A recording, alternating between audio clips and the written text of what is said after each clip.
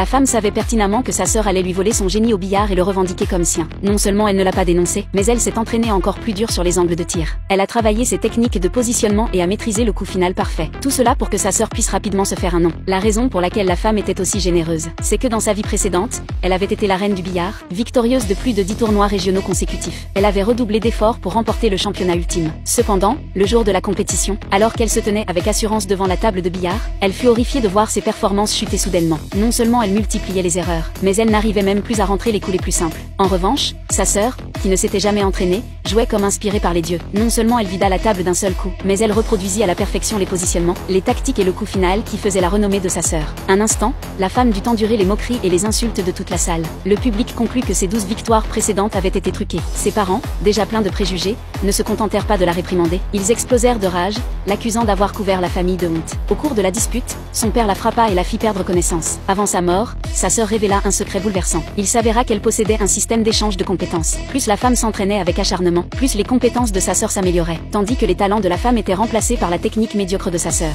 Ainsi, la femme ferma lentement les yeux, remplie de haine et d'un profond sentiment d'injustice. Quand elle les rouvrit, elle s'était réincarnée une semaine avant le tournoi de sélection. Se souvenant des événements tragiques de sa vie passée, la femme jura de découvrir la vérité, et de faire payer tous ceux qui l'avaient piégée. Comme prévu, tout était exactement comme avant. Ses parents biologiques étaient glaciaux avec elle, mais couvraient d'amour leur fille adoptive, sa sœur. Depuis l'enfance, ils avaient offert à sa sœur d'innombrables voitures de luxe et propriétés. Cette fois, pour célébrer son entrée anticipée en finale, il lui avait même offert une queue de billard en édition limitée. Le père partial s'attendait naturellement à ce qu'elle laisse la victoire à sa sœur lors des sélections. Son simple refus déclencha une vague d'accusations familiales. Tous la traitèrent d'ingrate. Le père tenta même de la frapper à nouveau. Sa sœur, craignant que le système d'échange de compétences ne s'active pas si la femme était blessée, faisait semblant de vouloir calmer la situation, affirmant qu'elle était prête à concourir équitablement. Mais en réalité, elle cherchait à s'attirer les faveurs des parents. Voyant sa sœur aussi tendue, la femme comprit que ce qui s'était passé dans sa vie précédente était bien réel. Même si elle ne savait pas comment sa sœur avait échangé leurs compétences, elle ne comptait plus rester les bras croisés. Elle savait très bien que sa sœur la surveillait en secret via des caméras. Elle fit donc exprès d'exhiber son talent en vidant la table d'un seul coup. Puis elle brisa sa queue de billard en deux. Comme prévu,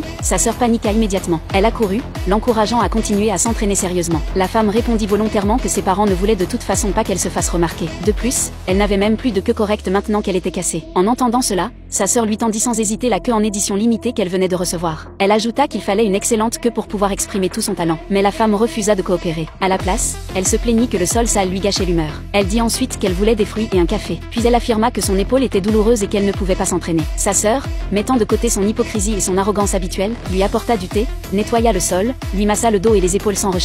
Son but était que la femme reprenne l'entraînement intensif, afin de lui voler ses capacités le jour du tournoi, et s'approprier légitimement tout ce qui appartenait à la femme. Elle ne se doutait pas que la femme avait déjà trouvé un moyen de la contrer. Bientôt, le jour du tournoi de sélection arriva. Comme dans sa vie passée, la femme montrait clairement des compétences exceptionnelles, mais son niveau chuta brutalement après le début du match. Elle accumula les erreurs et ne parvint même plus à réussir les coups les plus simples. Au final, elle ne marqua que 7 points pitoyables. Elle dut alors supporter les moqueries du public et les reproches de son père. En revanche, sa sœur joua comme une déesse après être montée sur scène. Non seulement elle vida la table avec brio, mais elle en profita pour exécuter le coup signature de la femme, elle, arc-en-ciel à travers le soleil, ce qui lui valut une salve d'applaudissements. Alors que tout le monde pensait qu'elle allait remporter la partie avec un score parfait, le résultat affiché sur l'écran géant la laissa complètement sous le choc.